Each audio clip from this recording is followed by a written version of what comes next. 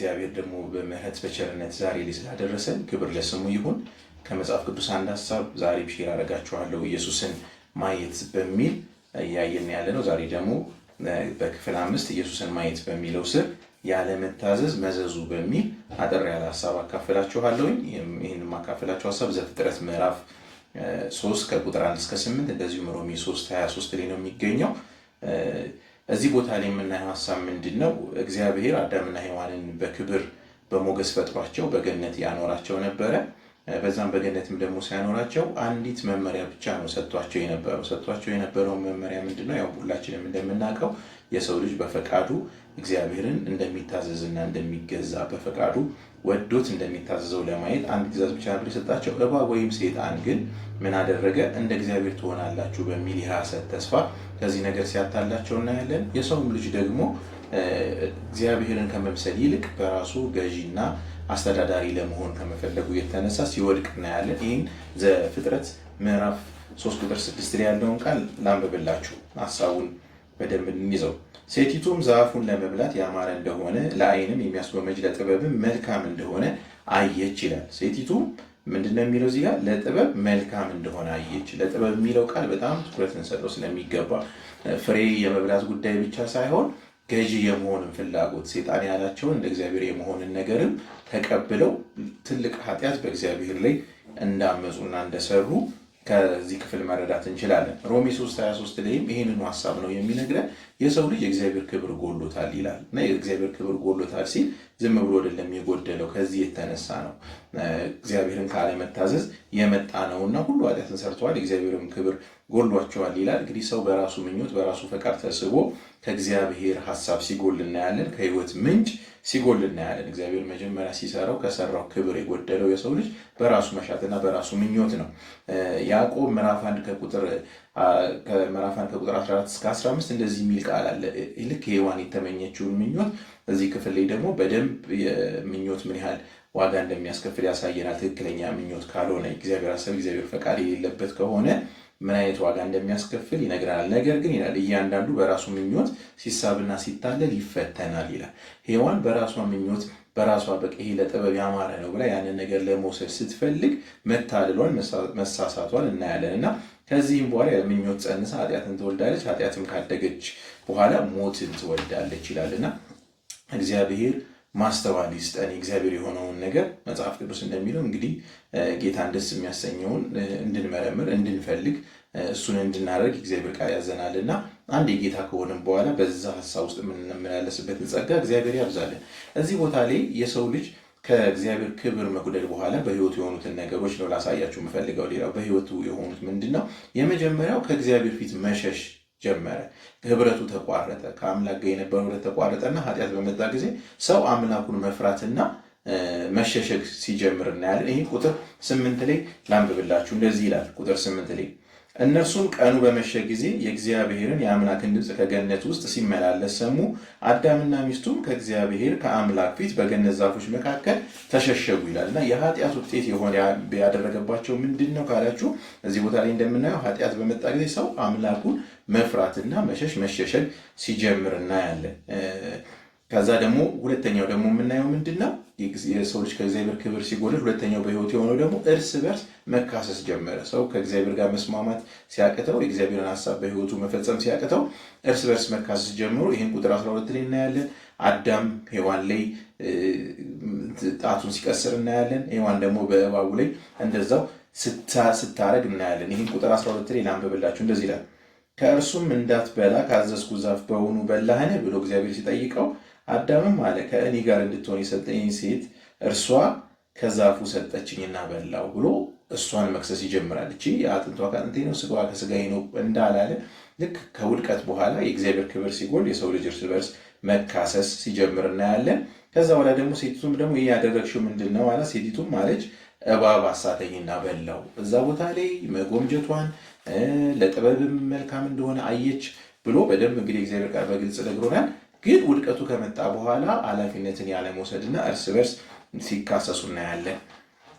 ከዛ ደግሞ ሌላው የሆነው ምንድን ነው? የምድር መረገም። የሰው ልጅ በሰራው ኃጢአት በሰው ልጅ ኃጢአት ምክንያት ፍጥረት ሁሉ ለስቃይና ለድካም ተዳርጓል። ይህን ደግሞ ቁጥር 17 ጀምሮ እስከ 19 ድረስ እናያለን። የሰው ልጅ በሰራው ኃጢአት ነው ምድር የተረገመችው እና እንደዚህ ይላል። ከቁጥር 17 ጀምሮ ያለውን ቃል ላንብብላችሁ።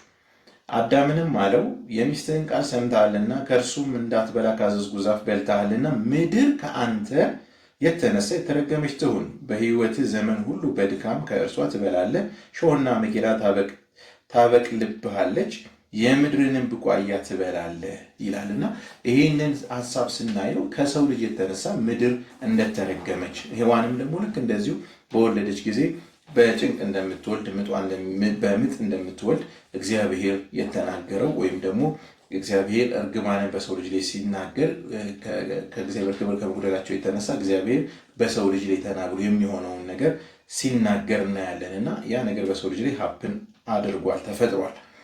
ሌላው የምናየው ምንድነው? ሞትን እናያለን። ሌላው ደግሞ ሞት። ይሄ እዚህ ቦታ ላይ የሚገርማቸው ነገር አፈር ነህና ወደ አፈር ትመለሳለህ ይላል ቁጥር 19። ይሄ የሚያሳየው የኃጢአት ደሞዝ ሞት እንደሆነ ነው የሚያሳየን። ቅድም እንዳነበብኩላችሁ ምኞት ጸንሳ ኃጢአትን ትወልዳለች፣ ኃጢአትም ካደገች በኋላ ምን ይላል? ሞትን ይላል እና ይሄ የሚያሳየን ትልቁ የሚያሳየን ነገር ዘፍጥረት ላይ ዘፍጥረት ምዕራፍ 3 ቁጥር 19 ላይ የሚያሳየን አፈር ነህና ወደ አፈር ትመለሳለህ ሲለው ዝም ብሎ ሳይሆን የኃጢአት ውጤት እንደሆነ ፍርድ እንዳለ ፍርድ እንደሆነ የኃጢአት ውጤት ደሞዙ ሞት እንደሆነ ያረጋገጠበት ክፍል ነው እና የሰው ልጅ ከሕይወት ምንጭ ከእግዚአብሔር ሲለይ ውጤቱ መበስበስና መሞት ነው።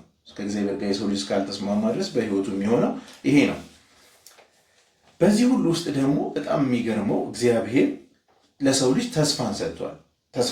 በዘፍጥረት ምዕራፍ 3 ቁጥር 15 ላይ እግዚአብሔር ለእባቡ የሰጠው ፍርድ የመጀመሪያው ወንጌል እንደሆነ ይነገራልና የሴቲቱ ዘር ራስን ይቀጠቅጣል የሚለው ቃል ገና ሰው በወደቀበት ቅስፈት እግዚአብሔር የማዳን እቅዱን እንዳደረገለት ያሳያል። የማዳን እቅዱን እንዳዘጋጀ ወይም ደግሞ የማዳን እቅዱን እንዳበሰረ የሚያሳይ ሐሳብ ነውና ተስፋ ሰጥቶታል ለሰው ልጅ። በቃ ስለ ክርስቶስ ኢየሱስ የሴቱ ዘር ራስን ይቀጠቅጣል ብሎ የእባቡን ራስ የሚቀጠቅጠው የናዝሬቱ ኢየሱስ እንደሚመጣ ከሴት የሚወለደው ኢየሱስ እንደሚመጣ እግዚአብሔር አስቀድሞ የማዳንን ነገር ያወጀበትን ቦታ እናያለን።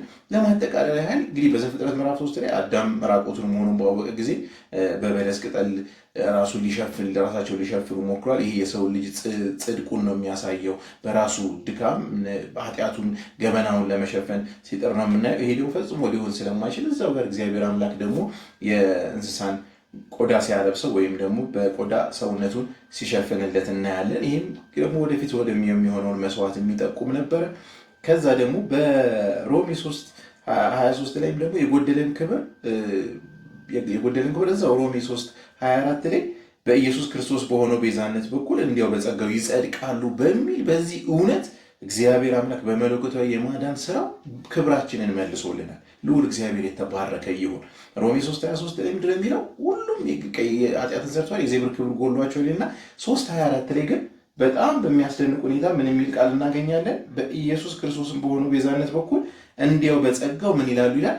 ይጸድቃሉ ይላል እና በሚለው መለኮታዊ የማዳን ስራ በቃ እግዚአብሔር አስደናቂ ስራ ያ ክብር ተመልሶልናል። ክብር ለስሙ ይሁን። ውድቀታችን በኤደን ገነት ቢጀምርም ግን በቀራንዮ ላይ ደግሞ ትንሣኤ ሆኖልናል፣ ብስራት ሆኖልናል።